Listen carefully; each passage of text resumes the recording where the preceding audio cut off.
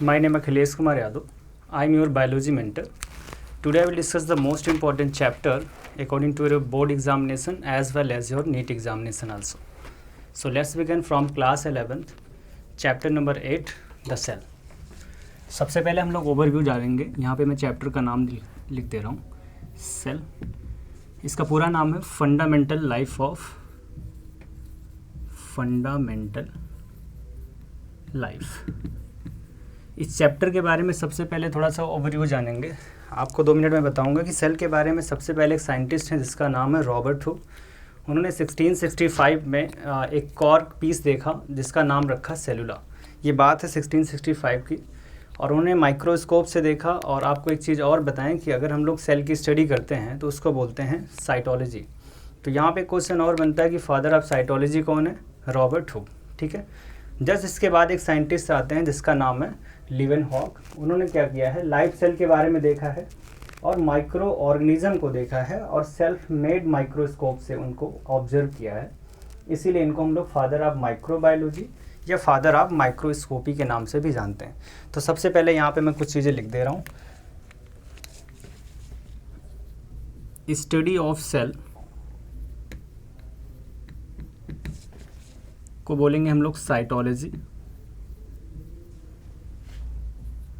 और अगर हम यहीं पे एक पॉइंट और ऐड करें, study of sales with function,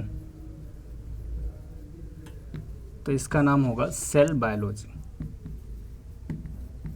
ठीक है.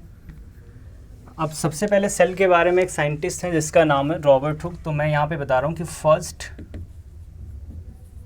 Cell was discovered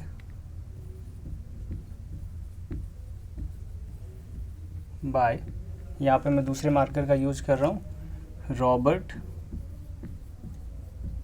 hook. और ये बात है 1665 की. उन्होंने देखा क्या, seen in cork piece. Cork piece कुछ नई चीज़ नहीं है, लकड़ी के टुकड़ों में उन्होंने देखा और उसका नाम क्या दिया मैं बता दे रहा हूँ. नाम उसका है सेलुला. सेलुला नाम दिया. ये पहला टर्म है सेल का, जिसे आज आप लोग हम सेल के नाम से जानते हैं, उसको इन्होंने नाम दिया सेलुला. अब एक सवाल और पूछा जाता है कि डेड सेल के बारे में किसने बताया? तो डेड सेल के बारे में ही रॉबर्ट हुक ने बताया. तो यहाँ पे मैं लिख दे रहा हूँ रॉबर्ट हुक. और फादर ऑफ साइटोलॉजी भी इन्हीं को कहते हैं क्योंकि सबसे पहले सेल के बारे में इन्होंने बात किया था. तो फादर ऑफ साइटोलॉजी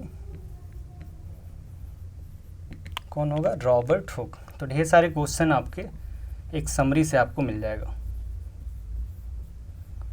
ठीक है.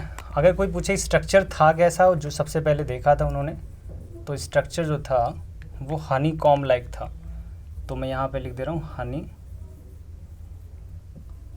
Com like. मतलब हिंदी में बात करूँ तो मधुमक्खी के छत्ते जैसा था. मधुमक्खी के छत्ते के आकार का. इसी का नाम इन्होंने सेलुला दिया था जो ऊपर मैंने जिक्र किया है. ठीक है. अब थोड़े समय बाद क्या हुआ, एक साइंटिस्ट हैं जिसका नाम है लीवेनहॉक. तो फर्स्ट लाइफ सेल इन्होंने देखा. First life cell microorganism थे. माइक्रो ऑर्गेनिज्म, उसमें किस किस ऑर्गेनिज्म के बारे में बात किया था उन्होंने? आरबीसी था,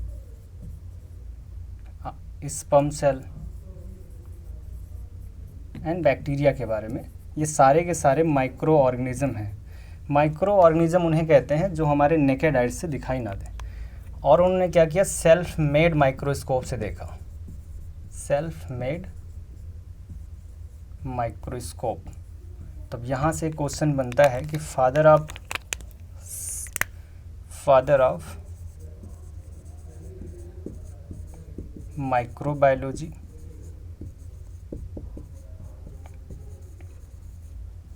एंड माइक्रोस्कोपी कौन है? लीवेनहॉक. इनका पूरा नाम है एंटी वॉन लीवेनहॉक. मैं साइंटिस्ट का लास्ट नेम ही आपको बताऊंगा क्योंकि जैसे मैं बता दूं एक चीज़ कि रॉबर्ट हुक यहाँ पे हैं. अभी थोड़ी देर बाद आपको रॉबर्ट ब्राउन देखने को मिलेगा.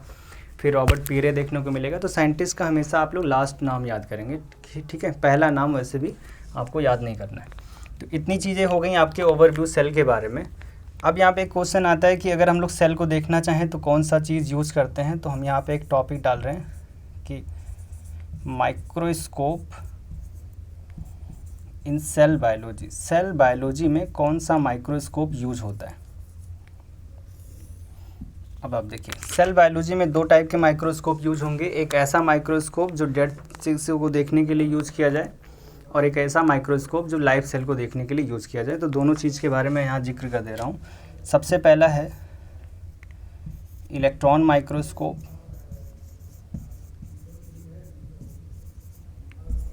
Electron microscope. दूसरा मैं बात करूँगा phase contrast microscope, phase contrast microscope.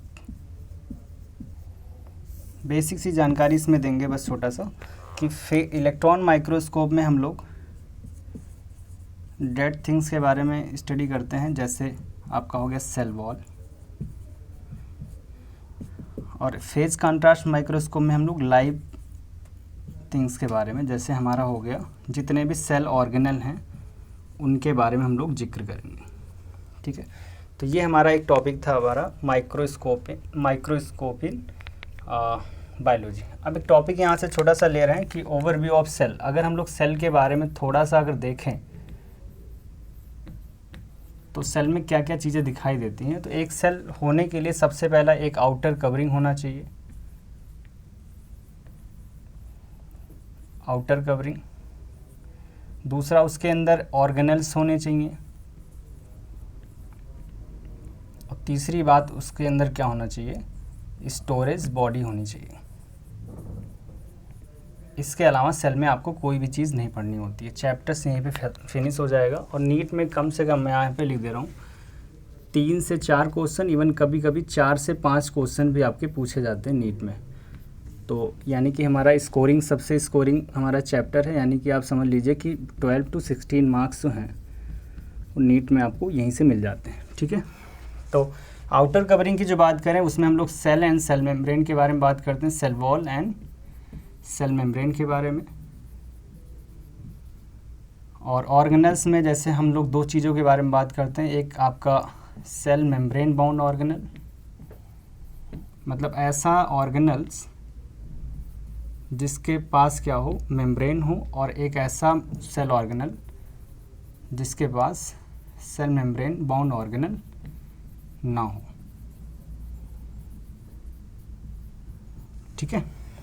जैसे इसमें मैं बता दे रहा हूँ, मेम्ब्रेन बाउंड ऑर्गेनल में जैसे माइटोकॉन्ड्रिया हो गया, mitochondria, endoplasmic reticulum, Golgi body, ठीक है, न्यूक्लियस, ये सारी की सारी चीज़ें आपके मेम्ब्रेन बाउंड में हैं। नॉन मेम्ब्रेन बाउंड ऑर्गेनल में जैसे आपका सेंट्रियोल हो गया, ठीक है, और आपका माइक्रोट्यूब्यूल हो गए, ये सारे के सारे जो हैं हमारे नॉन मेम्ब्रेन बाउंड ऑर्गेनल में आते हैं, ठीक है। इतनी चीज़ों जानने के बाद हम लोग क्या कर देंगे, स्टोरेज बॉडी में जैसे कुछ हमारे हो गए ग्लाइकोजेंस के बारे में हम लोग बात करते हैं, ग्लाइकोजेंस, स्टार्च, ये सारे के सारी चीज़ें क्या हैं हमारे स्टोरेज बॉडी, ठीक है। तो अभी तो चैप्टर्स के बारे में थोड़ा सा ओवरव्यू था। अगर हम लोग बात करें कि सेल्स कितने टाइप्स के होते हैं, तो ओरिजिन के बेस पे सेल 2 टाइप्स के होंगे, एक प्रोकैरियोटिक सेल, एक यूकैरियोटिक सेल्स। लेकिन अगर नंबर्स के बेस से बात किया जाए तो सेल हमारे 2 टाइप्स के और भी होंगे, एक यूनिसेलुलर और एक मल्टीसेलुलर। पूरे के पूरे ऑर्गेनिज्म को हम लोग 5 में कैटेगराइज करते हैं, Monera, protista, fungi, Plantae, animalia. सबसे पहला जो किंगडम होगा मोनेरा, उसमें प्रोकैरियोटिक होगा, बाकी सारे के सारे किंगडम्स आएंगे यूकैरियोटिक में। प्रोटिस्टा आपका यूनिसेलुलर, बाकी सारे के सारे मल्टीसेलुलर। और आपके सेल के बारे में आप सेल ऑर्गेनल से क्वेश्चन पूछे जाएंगे, उसके बाद चैप्टर्स आपके ख़त्म हो जाएंगे, ठीक है। तो आज के लिए इतना ही। और जानकारी के लिए और भी पूरे लेक्चर्स के लिए आप क्या करेंगे, EDB पे आप लोग लॉगिन करेंगे या यहाँ पे चैनल्स है, यहाँ पे आप विजिट करेंगे, ठीक है। Thank you.